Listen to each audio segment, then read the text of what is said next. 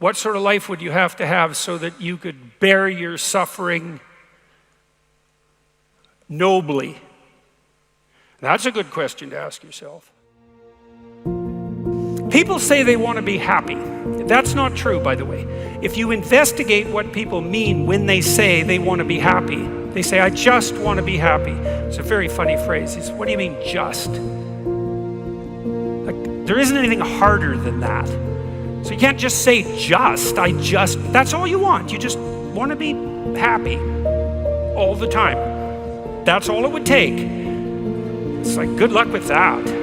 That's not going to happen. So you can get rid of the just. And then, I want to be happy. Well, maybe. Actually, what people really mean when they say that is they don't want to suffer and be miserable. So really what they mean is they don't want to experience excess negative emotion. What does happy mean? And you might think, well, happy means getting what you want. Happy is how you feel after Christmas dinner. It's like, no, that's asleep, right? That's content and asleep. No, that's a form of contentment, but it isn't really what people mean when they say that they want to be happy. When do you experience the positive emotion that's associated with happiness?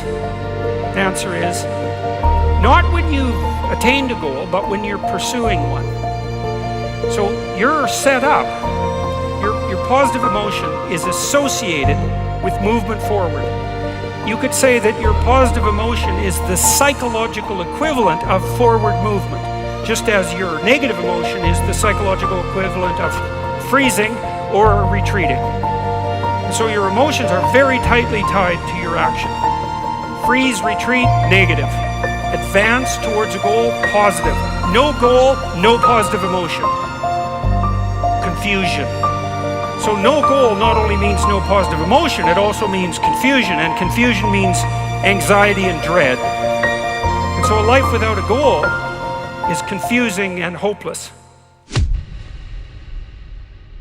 These types of societies virtually, or at least they are out virtually to satisfy and gratify each and every human need, except for one need, the most basic and fundamental need operant in man, the need for meaning.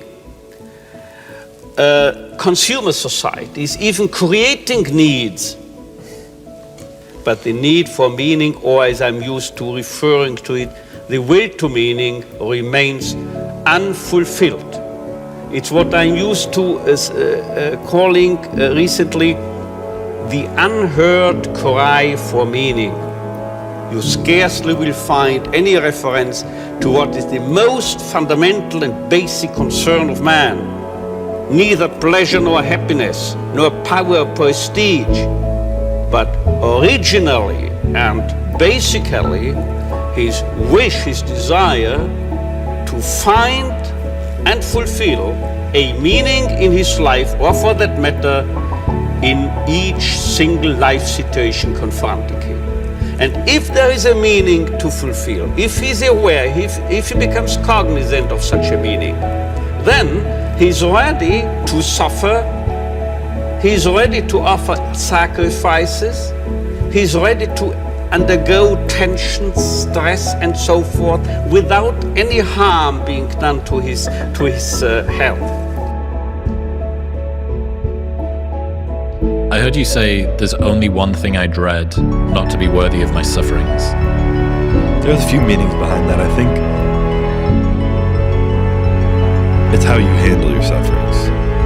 You know, when you're going through something really challenging, how do you show up within it? Do you choose to become a victim of complaining and misery and shitty, or do you find meaning in how you show up in the suffering? Like, it isn't obvious at all that we want happiness. It isn't even obvious that we want absence of misery. What's really obvious is that we want an adventure. Right? We want an adventure that's so compelling that it makes the misery of life not just justifiable, but worthwhile. you want to be able to say to yourself, even considering a month or a week or a series of days, you want to be able to say, that was really difficult, but you know what? It was worth it.